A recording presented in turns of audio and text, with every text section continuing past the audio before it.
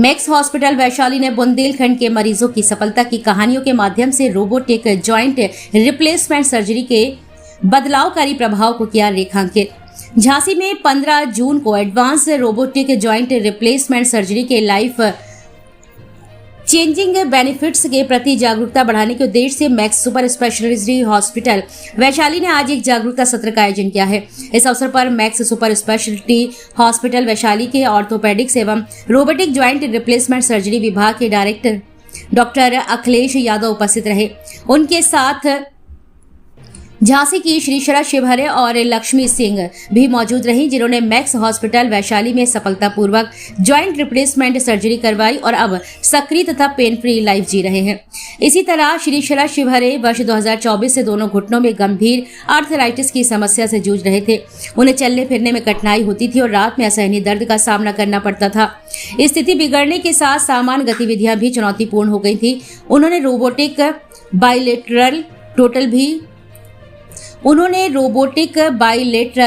Total knee replacement surgery करवाई, जिसमें अत्याधुनिक रोबोटिक तकनीक की मदद से इम्प्लांट की अत्यंत सटीक पोजीशनिंग और जॉइंट बैलेंसिंग सुनिश्चित की गई है। सर्जरी और रिहैबिलिटेशन के बाद उनकी गतिशीलता और जीवन की गुणवत्ता में उल्लेखनीय सुधार हुआ है। ये सभी मामले एडवांस ऑर्थोपेडिक देखभाल के क्षेत्र में मैक्स हॉस्पिटल वैशाली की विशेषज्ञता और अत्याधुनिक तकनीक तथा मल्टी डिसिप्लिनरी क्लिनिकल उत्कृष्टता के माध्यम से विश्व स्तरीय उपचार प्रदान करने की उसकी प्रतिबद्धता को दर्शाते हैं। मैक्स हॉस्पिटल वैशाली की तरफ से ज्वाइंट रिप्लेसमेंट के संबंध में, गठिया के संबंध में जो प्रॉब्लम्स होती हैं उसके लिए कॉन्फ्रेंस है और ये बताने के लिए है कि लोगों को ज्वाइंट रिप्लेसमेंट से डरना नहीं चाहिए। कुछ लोगों की रिकवरी थोड़ा स्लो जरूर हो सकती है, लेकिन अल्टीमेटली इससे बहुत फायदा होता है। दैनिक दिनचर्या की सारी चीजें वो कर सकते हैं। कुछ लिमिटेशंस होते हैं, लेकिन क्वालिटी ऑफ लाइफ बहुत ही इंप्रूव हो जाती है। अब ये रिप्लेसमेंट अब तो रोबोटिक हम लोग करते हैं, बट रोबोटिक नॉन रोबोटिक का डिसीजन डॉक्टर को लेना पड़ता है। पेशेंट जरूर उसमें चूज कर सकता है कि नहीं मुझे रोबोटिक ही कराना है, बट सर्जन एक्सपीरियंस ज्यादा काउंट करता है।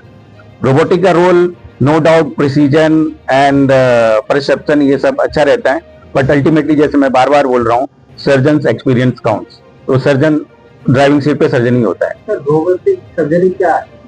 रोबोटिक सर्जरी ये है कि उसमें सारी जानकारी फीड की जाती है और उसको ये बताया जाता है ऑन द टेबल कि भाई ये घुटने का ये वाला पॉइंट है, ये वाला पॉइंट है। उस चीज को वो रजिस्टर करता है और उसके हिसाब से जब हम उसको बोलेंगे कि भाई हमें 5 mm काटना है, 10 mm काटना है, 5 डिग्री पे काटना है या 3 डिग्री पे काटना है, तो वो एक रोबोटिक आर्म होती है जो कि उस कट्स को लेती है। तो इसमें थोड़ा एक्स्ट्रा एफर्ट तो जरूर करना पड़ता है, लेकिन कुछ खास केसेस में इसका बहुत इंपॉर्टेंट रोल है। रिकवरी में कितना समय लगता है? अमूमन सारे ही, चाहे वो रोबोटिक हो नॉन रोबोटिक हो, कोई भी आप पेपर पढ़ लें, आर्टिकल पढ़ लें, दोनों में अक्सर सेम टाइम लगता है। 1.5 महीने में पेशेंट से अबाउट 90% तक ठीक हो जाता है और 10% जो रिकवरी है वो धीरे धीरे अगले 2-3 महीने में हो जाती है। तो मैं दर्द की बात डॉक्टर से कब मिलना चाहिए? अगर घुटना का दर्द शुरू हो गया तो आपको शुरू में ही मिल लेना चाहिए। ये नहीं कि आप उसको इग्नोर करें और उसकी जो स्टेजिंग बढ़ाते रहें और पता चला आप ग्रेड 3-4 में आए तो हमारे पास कोई ऑप्शन नहीं बचता सर्जरी के अलावा।